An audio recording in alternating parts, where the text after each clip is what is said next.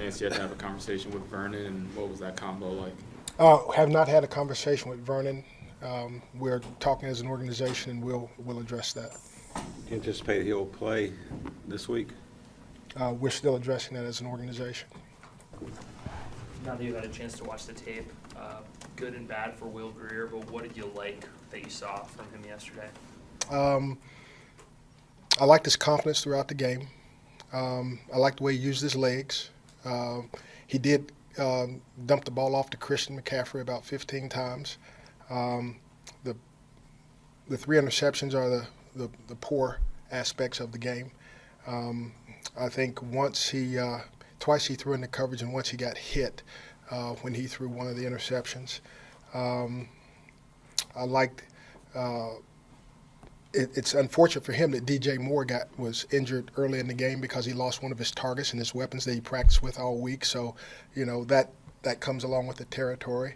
And I think that Will, with more experience, he's going to be okay. He did some rookie things. He missed some targets. He missed some plays that were out there that were to be made. But he performed like a rookie would on the road. Barry, what did you make of Greg Olson's comments that the last couple of weeks have represented an organizational failure, and do you agree with that?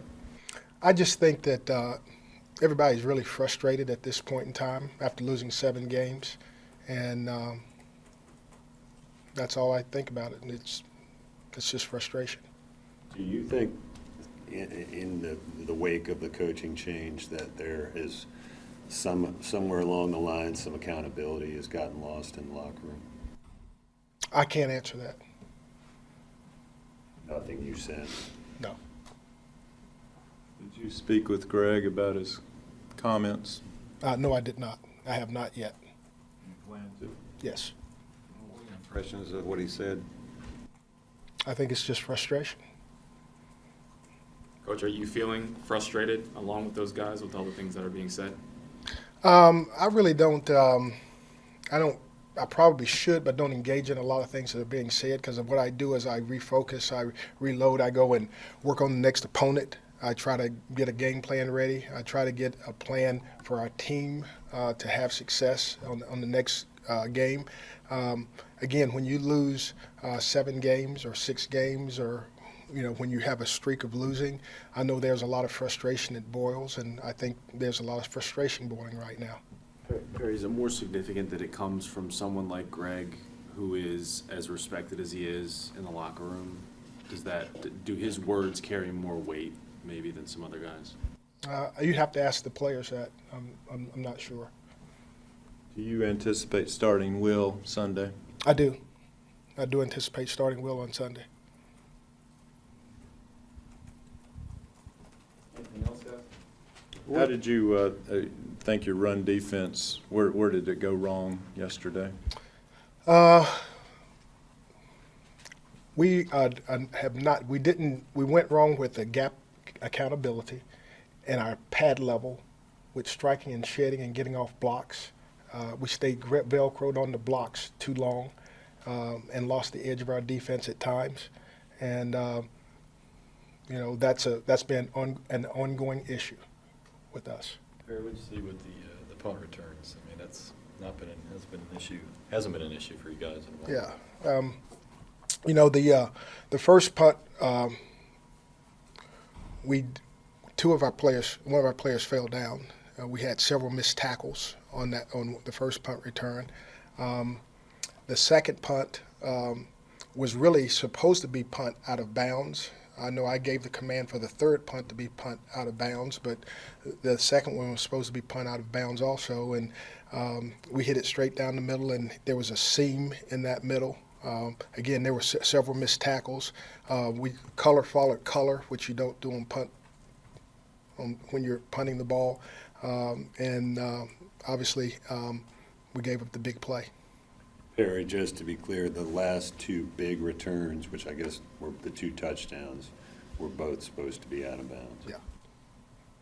What happens for a punter when you want it out of bounds and it doesn't go? Is that just he mishits it, or? I think he definitely mishit the one, and then obviously that's probably a better question for the punter more so than myself. I know when you try to direction punt, sometimes you don't take the proper steps, you don't open your hips the right way, and then that's how you can mishit a ball. Harry, to go back to the interceptions, can you kind of talk about how the way the game was going played into the defensive backs not having to really worry about anything short and guarding against the long ball late in the game? Late in the game, we're talking about Indy's defensive backs. You say, can I talk about them not having to worry about? With the score being so lopsided, them not having to worry about the run and the play action, with the defensive backs basically being able to sit back and watch for that long ball.